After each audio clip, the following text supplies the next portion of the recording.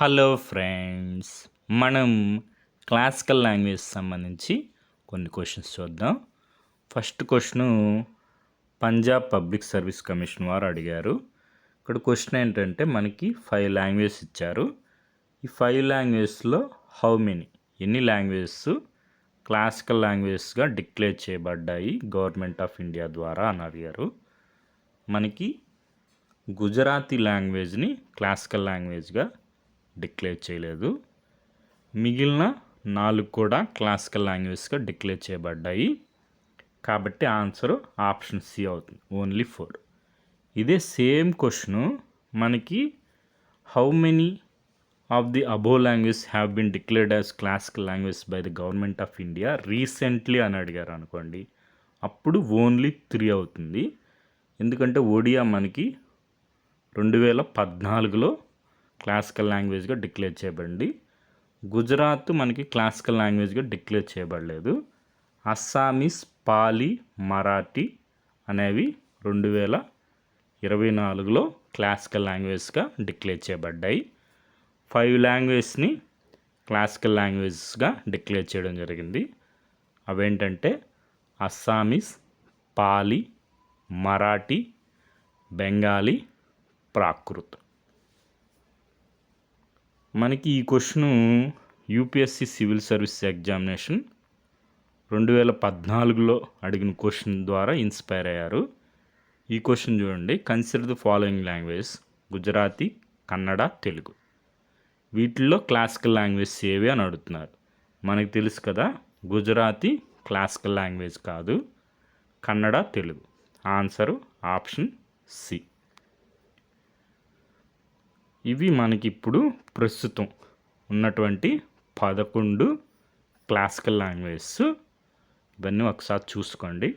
తమిళ్, సంస్కృతం, Telugu, Kannada, Malayalam, Odia, Marathi, Bengali, poly, Prakrit, Assamese.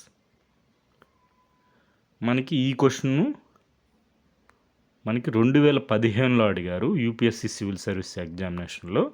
అప్పుడు 2014లో మనకి ఒడియా లాంగ్వేజ్ని క్లాసికల్ లాంగ్వేజ్గా డిక్లేర్ చేసింది. అప్పుడు రీసెంట్లీ అంటే ఆన్సరు ఆప్షన్ ఏ.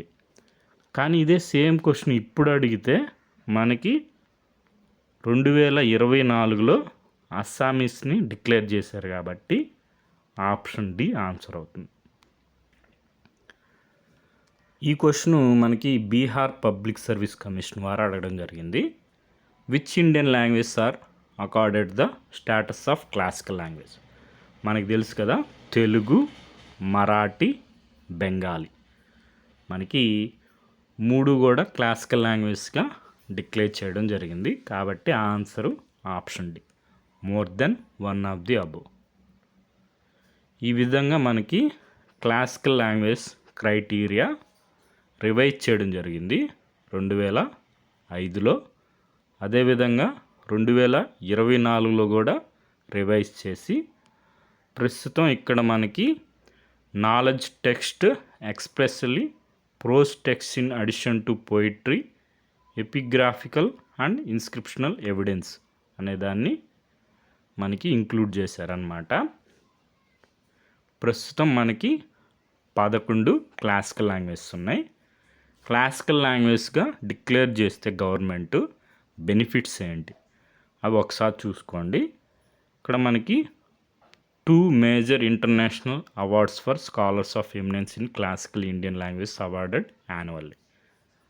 అదేవిధంగా a centre of excellence for studies in classical language is setup.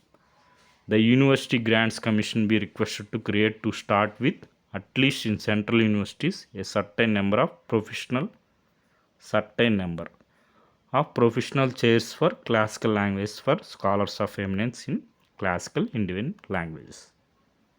ఈ విధంగా మనకి క్లాసికల్ లాంగ్వేజ్గా డిక్లేర్ చేయడానికి క్రైటీరియా, బెనిఫిట్స్, ఎన్ని లాంగ్వేజెస్ ఉన్నాయి, ఎప్పుడు డిక్లేర్ చేశారు, అవన్నీ ఒకసారి చూసుకోండి. రాబోయే ఎగ్జామ్స్లో మనకి క్వశ్చన్స్ వచ్చే అవకాశం ఉంది. Okay friends, thank you for watching.